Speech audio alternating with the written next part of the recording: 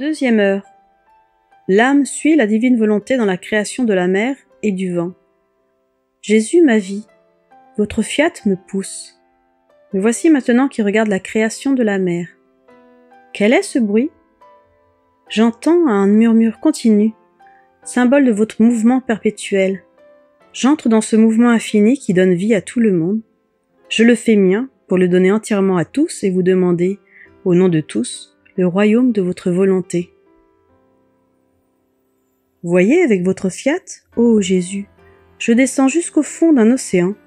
Partout où je vois un mouvement, où je discerne la vie, où j'entends un murmure, je pousse mon cri incessant. Je vous aime, je vous adore, je vous remercie, je vous bénis, je vous glorifie. Et avec ma voix se mêlant au murmure de la mer, au parcours des poissons et aux vagues tantôt orageuses, tantôt calmes, je vous demande d'une voix pressante de me donner le royaume de votre fiat. N'entendez-vous pas, ô Jésus, que toutes les gouttes d'eau avec leur murmure comme autant de voix disent « Fiat, fiat, fiat » Il semble que les vagues rugissantes veulent ouvrir le sein de la mer pour laisser votre volonté émerger.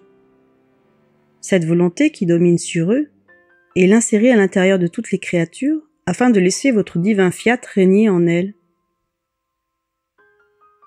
Dans cet océan, je viens bénir et aimer votre mouvement perpétuel, et, dans son murmure, bénir et aimer votre murmure. Dans ses vagues les plus hautes, bénir et aimer votre pureté, qui ne connaît aucune tache, et dans sa grandeur, bénir et aimer votre grâce et votre immensité qui enveloppe tout et qui cache tout.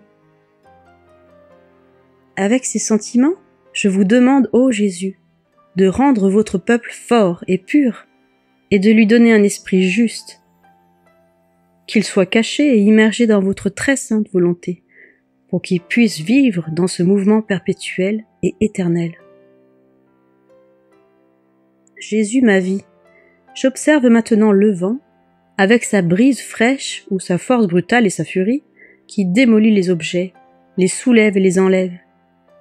Je vois que le vent, pour aimer, louer, glorifier et bénir, possède le royaume de votre volonté en lui. Cela ressemble à un gémissement puis à un hurlement. C'est l'amour de votre divine volonté qui gémit dans le vent et qui veut être entendu. Si personne n'écoute, il gémit. Il parle avec des voix mystérieuses, parce qu'il veut régner et qu'il demande la suprématie parmi les créatures.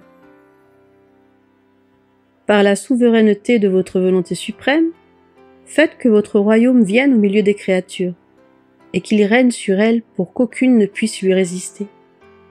Entraînez-les dans sa fraîcheur, employez sa force brutale et sa furie pour démolir la volonté humaine en elles, afin de les élever et de les tenir captives dans votre volonté, et que tout écoute vos gémissements continuels. Faites qu'elles comprennent que vous voulez régner sur elles. Si vous voyez qu'elles ne vous écoutent pas, alors hurlez, parlez fort par vos voix mystérieuses pour que, assourdie par elles, chaque créature puisse s'abandonner et accepter votre sainte volonté comme son maître suprême. Ainsi, mon amour, moi aussi je me rends en hâte sur les ailes du vent pour vous demander par ce moyen la venue du royaume de votre volonté.